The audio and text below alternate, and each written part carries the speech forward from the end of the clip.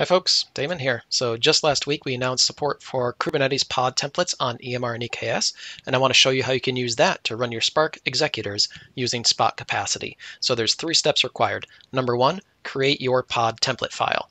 These are pretty straightforward. They're just going to specify a node selector that says use the Spot capacity type. I'm also going to use an on-demand one for my Spark driver just to make sure that's got a dedicated instance.